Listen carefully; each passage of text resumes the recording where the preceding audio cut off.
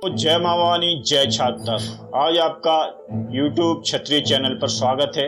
आइए आज मैं आप अपने वीर महाराणा प्रताप के बारे में कुछ तथ्य और भीलों से उनकी मित्रता के बारे में कुछ अद्भुत कहानी बताने जा रहा हूँ। दोस्तों, एक बार महाराणा प्रताप पुंगा की पहाड़ी बस्ती में रुके हुए थे। बस्ती में एक भील बारी बारी से प्रतिदिन राणा प्रताप के लिए भोजन पहुंचाया करते थे। इसी कड़ी में आज दुद्दा की बारी थी, लेकिन उसके घर में अन्न का एक दाना भी न था।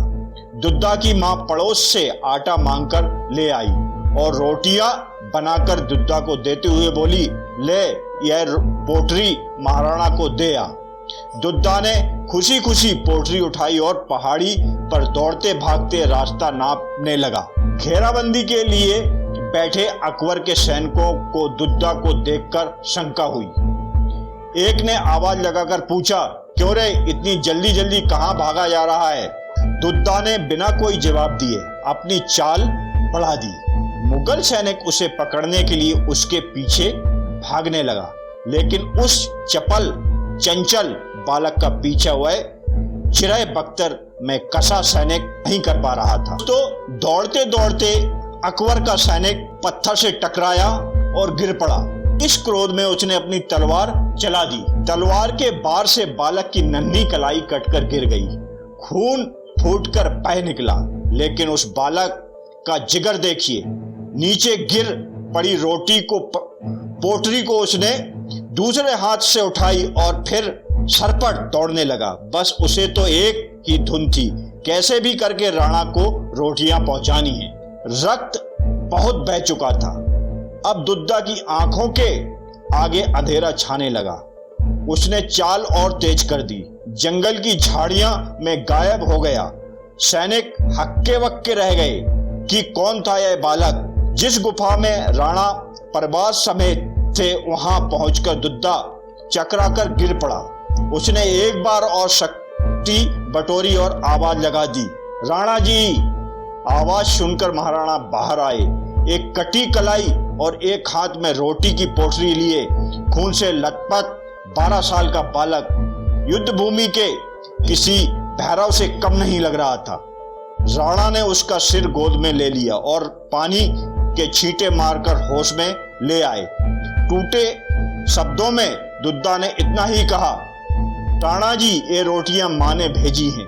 दोस्तों, फौलादी प्रण और तन वाले राणा की आंखों से शोक का इतना फूट पड़ा, वह बस इतना ही कह सके, बेटा, तुझे इतने बड़े संकट में पड़ने की क्या जरूरत थी? वीर दुद्दा ने कहा, अन्नदाता, आप तो पूरे परिवार के साथ संकट में हैं। माँ कहती है, आप चाहते तो अकबर को से समझौता कर आराम कर रह सकते थे, पर आपने धर्म और संस्कृति रक्षा के लिए कितना बड़ा त्याग किया। उसके आगे मेरा त्याग तो कुछ भी नहीं है। इतना कहकर वीर गति को प्राप्त हो गया दुद्दा। राणा जी की आंखों में आंसू थे।